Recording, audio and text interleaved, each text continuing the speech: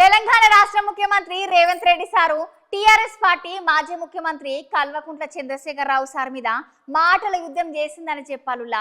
ఎందుకంటే కాంగ్రెస్ పార్టీని దెబ్బ కొట్టేందుకు బీఆర్ఎస్ పార్టీ బీజేపీ వాళ్లకు గంపగుత్తుగా అమ్ముడుకోబోయిందని రేవంత్ రెడ్డి సార్ అయితే అనబట్టిండు. మరి ముచ్చటేందో సార్ చూద్దామా?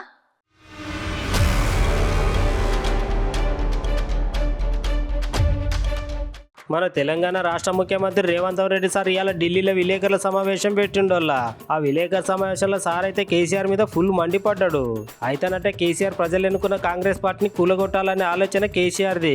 మొన్న జరిగిన ఎలక్షన్లలో 17 సీట్లు ఓడిపోయి 8 సీట్లలో డిపాజిట్లు కూడా రాలేదు.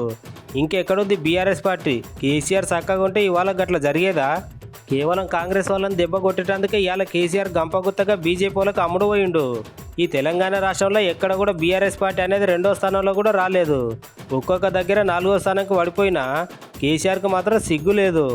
బీఆర్ఎస్ పార్టీకి ఓట్లు వేయడం ప్రజలు తప్పు అన్నట్లు ఇంకా మాట్లాడేటందుకు కొంచెమైనా ఉండాలి అని రేవంత్ రెడ్డి సార్ అనబట్టిండు.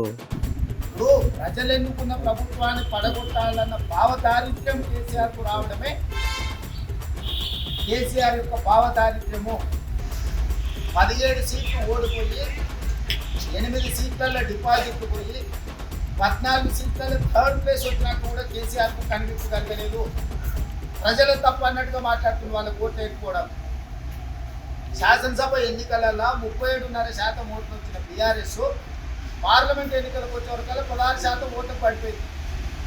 కేవలం కాంగ్రెస్ను ఓడించడం కోసం మొత్తం దంపకుతో తీసుకుపోయి బీజేపీ ఓటు వేసింది. సిరిసిల్ల బీజేపీ ఫస్ట్ వస్తుందా కేటీఆర్ కాన్స్టిట్యున్సీలో?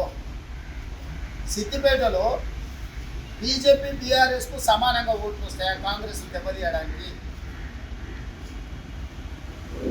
వాళ్ళ మెదకు వాళ్ళ కంచుకోట అన్నది నాడు కూడా 3rd ప్లేస్ వచ్చిందంటే కేసీఆర్కి ఇప్పటికైనా కనిపింపు కలగాల్సిన అవసరం ఉందా లేదా? మొన్నటి వరకు కేకకు రాని అని ఎమ్మెల్యేలను పిలిచి భోజనాలు పెట్టే కడుపు వచ్చింది. తలుపులు పూసి కాళ్ళు పట్టుకుంటూ కట్టులో తలకాయ పెట్టుకుంటా నాకైతే